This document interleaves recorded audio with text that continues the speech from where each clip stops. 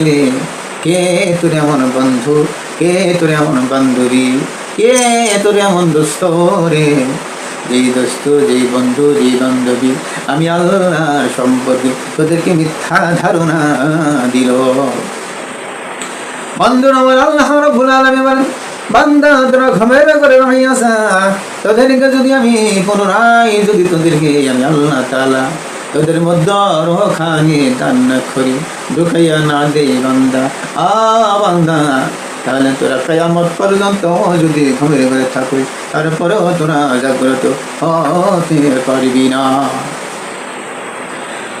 প্রকৃত পক্ষে ব্যাখ্যায় আসিয়াছে, ইতিহাস বলে গিয়াছেন, তাফসীর করে বলে গিয়াছেন, আল্লাহ রাব্বুল আলামিন বান্দাকে দিনের মধ্যে কয়েকবার, রাত্রির মধ্যে কয়েকবার বান্দার ভিতর রূহ ঢুকাইয়া দেয়, আবার রূহ বাহির করে নেয়।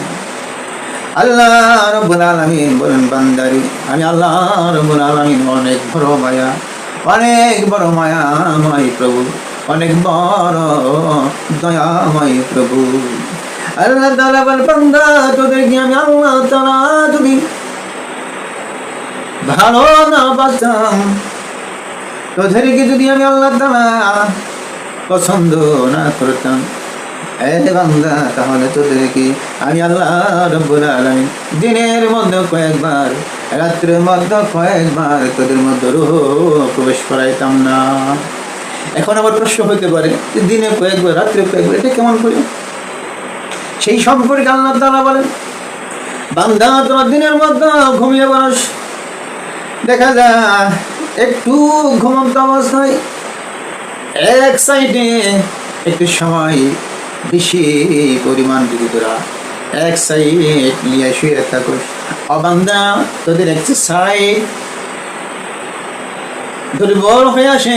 ব্যাখ্যায় আসিয়াছে, বান্দার যখন বান্দা এক সাইডে একটু এক সাইড হইয়া যখন বান্দা একটু বিশেষ সময় ঘুমিয়ে থাকে, ওই সাইডটা দেখা যায় হয়তো ভাগ লাগে বা একটু খারাপ লাগে।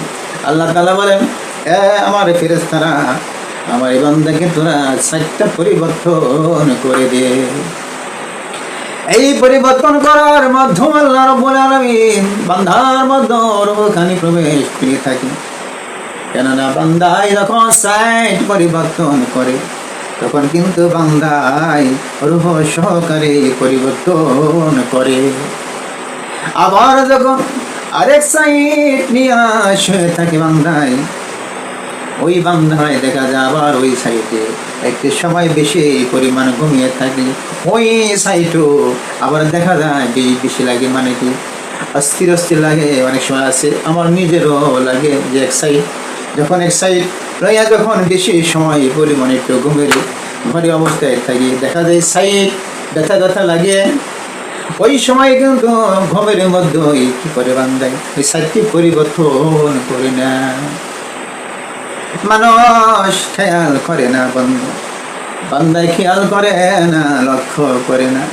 আল্লাহ তাআলা বলে, বান্দা বান্দা তোরা যখন ঘুমের ঘরে থাকস, তখন তোরা মৃত্যুবরণ করস, তোদের হাত তো সিনে সমতল হয়ে যায়। কেন না রে বান্দা, কেন না তোরা যখন ঘুমের ঘরে থাকস, তাহলে ওই ঘুমের অবস্থায় তোরা কোনো কিছুই করতে পারস না।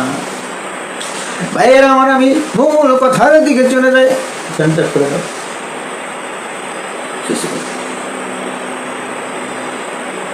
বান্দা এবার আল্লাহ তাআলা বলেন, বান্দা যখন তোরা দীর্ঘ সময় পর ঘুম থেকে আবার জাগ্রত হয়, ওই সময় আমি আল্লাহ রাব্বুল আলামিন জাগ্রত হওয়ার মুহূর্তে তোদের মধ্যে রূহখানি প্রবেশ করে দিই। এইভাবে দিনের মধ্যে কয়েকবার, রাত্রির মধ্যে কয়েকবার তোদের মধ্যে রূহ দিই, আবার রূহ বাহির করে নিই। মানে কি, যখন তোরা ঘুমের ঘরে থাকস, ঘুমন্ত অবস্থায় কিন্তু তোদের সঙ্গে রূহ থাকে না, রূহখানি বাহির হইয়া আলমের মালাকুতে চলে যা। বড় হয়েছে প্রত্যেকটা দিন প্রত্যেক বান্দা বান্দির ঘুম মারক আলমে মালাকুতে গিয়া হাজিরা দিয়ে আসে। নাম ডাকা হয়, অমুকের ছেলে অমক, অমুক কর্মী অমক, অমুকের পিতা অমক, এতক্ষণ সময় এত টাইমে অমুক বছরে অমুক মাসে সময় পর্যন্ত নির্ধারণ করে লেখা থাকে বান্দায় কোন সময় বান্দায় ঘুমিয়ে ঘরে যায়, ওই সময় পর্যন্ত ফেরেশতারা লিপিবদ্ধ করে রেখে দেয়। বন্ধুরা, মূল কথার দিকে চলে গেলাম।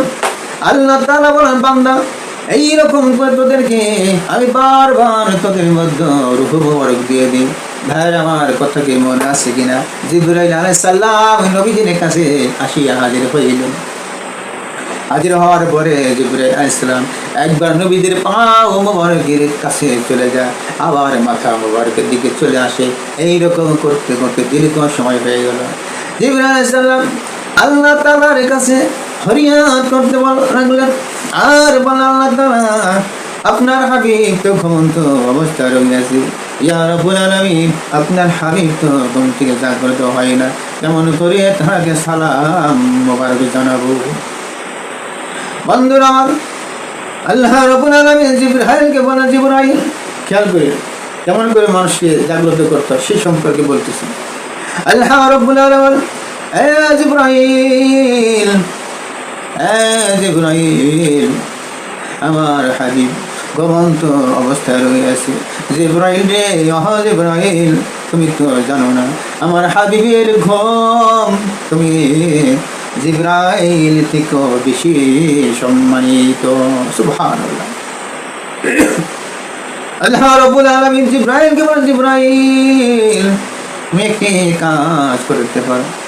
জিবরাইল তুমি তোমার জিহ্বা মুবারক খানি আমার হাবিবের পায়ে তাইলায় লাগাইয়া দাও। সুবহানাল্লাহ।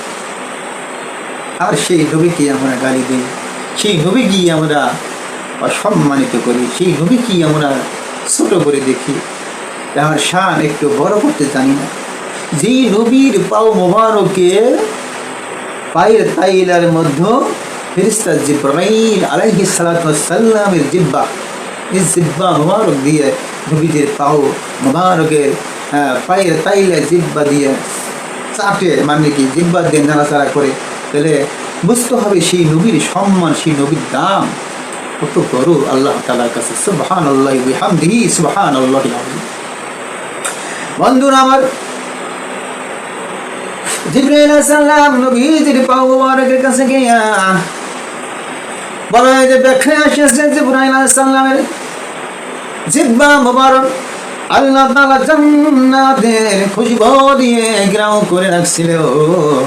এমনকি জিবরাইল আলাইহিস সালামের জিহ্বা আল্লাহ রাব্বুল আলামিন জান্নাতের রেশমি কাপড় দিয়া ফম জাতীয় জিনিস দিয়া বানাইছে। সুবহানাল্লাহ। ওই জিবরাইল আলাইহিস সালাম নবীজির পাও মুবারকের কাছে গিয়ে জিহ্বা দিয়ে পায়ের তাইলাই নাড়াচাড়া করতে লাগলো। বন্ধুরা আমার, হ্যাঁ আমার মা ও বোনেরা, তোমরা তোমাদের স্বামীদেরকে কেমন জাগ্রত করলো শুনে নাও। স্বামীর সঙ্গে বেয়াদবি করিও না। স্বামীর সঙ্গে যদি বেয়াদবি করে যাও রে রমণী, মনে রাখো তুমি যতই তুমি খোদা তাআলার বন্দেগী করো, যতই তুমি আল্লাহ তাআলার ইবাদত বন্দেগী করো না কেন, তারপরেও তুমি স্বামীর সহিত বেয়াদবি করার বিনিময়ে তুমি নারী জাহান্নামবাসী, তুমি নারী জাহান্নামবাসী। দিনের নবী মুহাম্মদ সাল্লাল্লাহু আলাইহি ওয়াসাল্লাম ফরমাইয়াছে যে যদি কোনো নারী, এখানে নারীর কথা উল্লেখ করা হয়েছে। বর্তমানে দেখা যায় কিছু মোল্লারা অতিরঞ্চিত হয়ে বয়ানের সময় আবল তাবল কিছু কথাবার্তা বলে, যার বিনিময়ে বর্তমান